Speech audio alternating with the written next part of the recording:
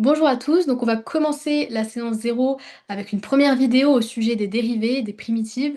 On verra aussi des formules usuelles pour les dérivés et pareil, on verra des relations usuelles pour les primitives.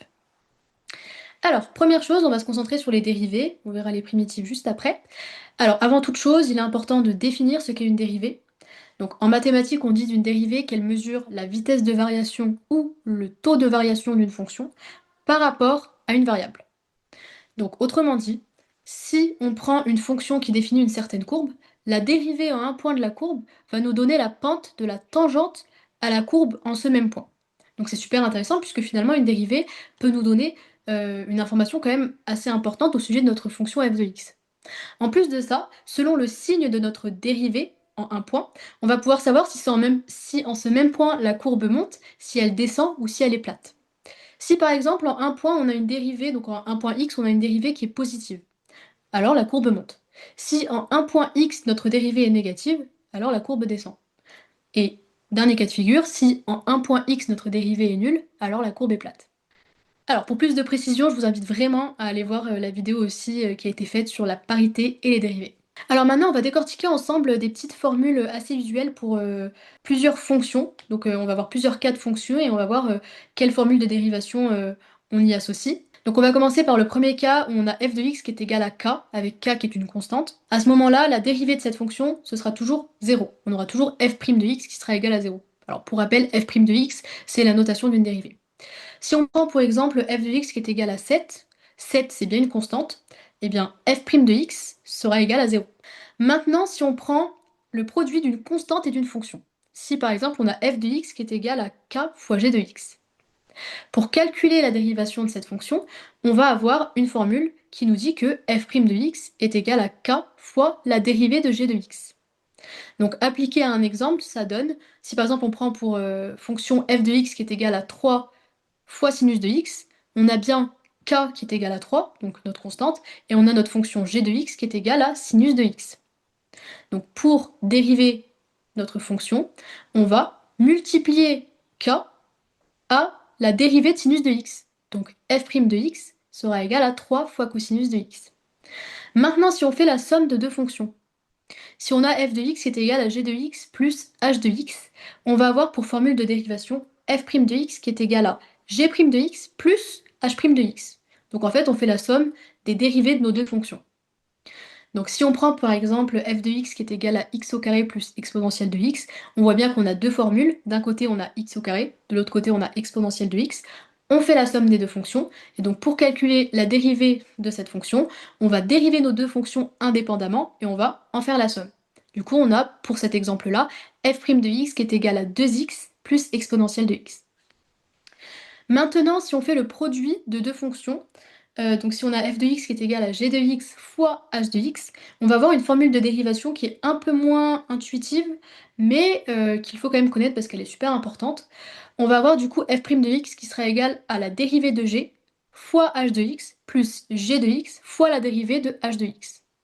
Donc si on prend par exemple f de x qui est égal à x au carré fois sinus de x, on voit bien qu'on a deux fonctions, on voit bien qu'on fait le produit de ces deux fonctions.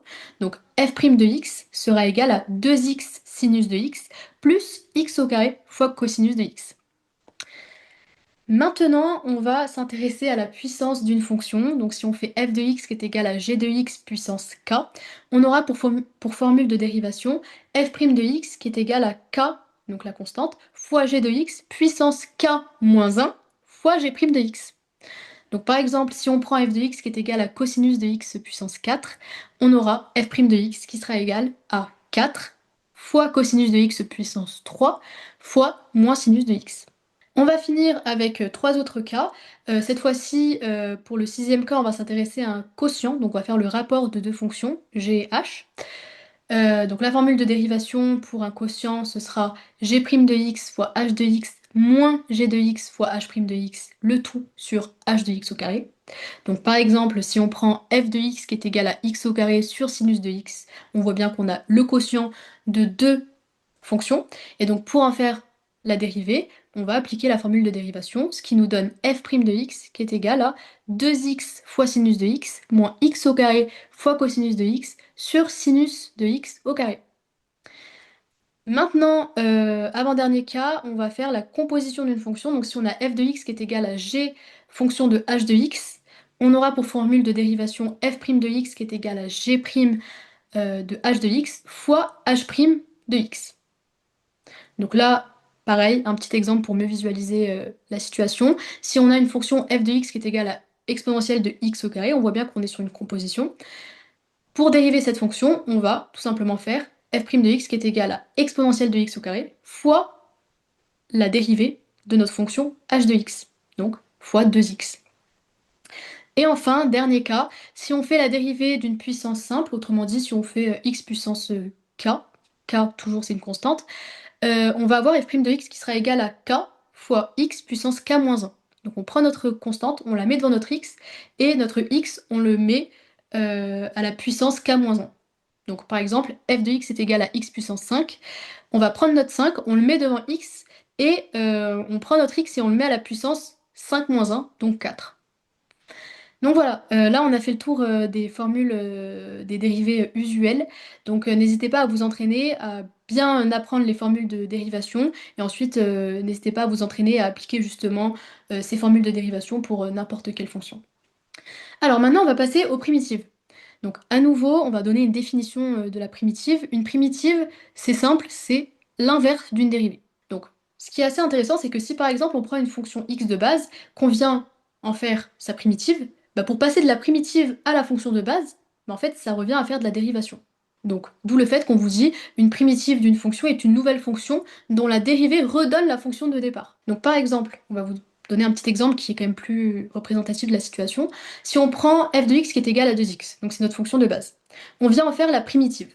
La primitive qu'on note grand F de x cette fois-ci. Donc la primitive de 2x, ce sera x au carré. Et on se rend compte que si on vient dériver notre primitive qui est égale à x au carré, bah en fait on retombe sur notre fonction de base, puisque la dérivée de x au carré, c'est 2x. Alors attention, plus généralement, on va toujours ajouter un plus c, avec c qui est une constante, pour chacune de nos primitives. Pourquoi?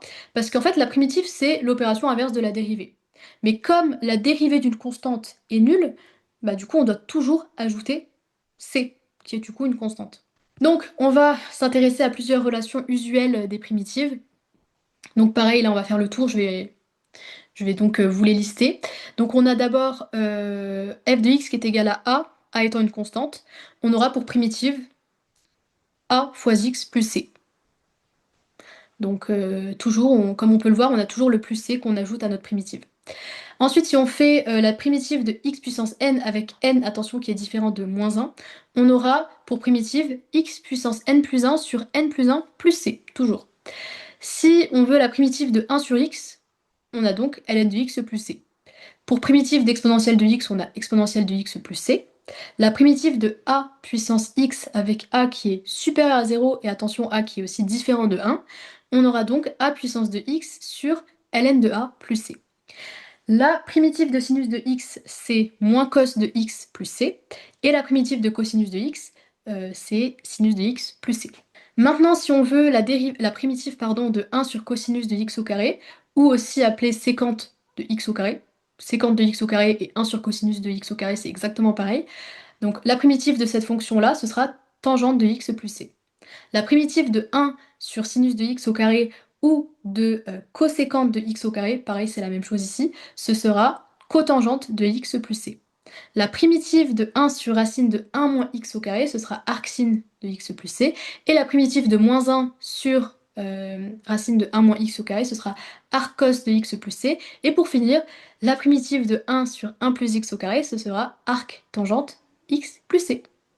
Donc là, bon, je vous l'ai déjà dit avant, mais la primitive, c'est l'opération inverse de la dérivée, mais comme la dérivée d'une constante est nulle, on doit toujours ajouter c. Comme on a pu le voir, pour chacune des primitives, on a toujours ce plus c qui se rajoute, parce que finalement, bah, la dérivée d'une constante est nulle.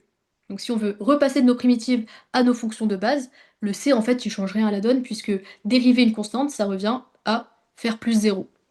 Donc voilà. Merci beaucoup!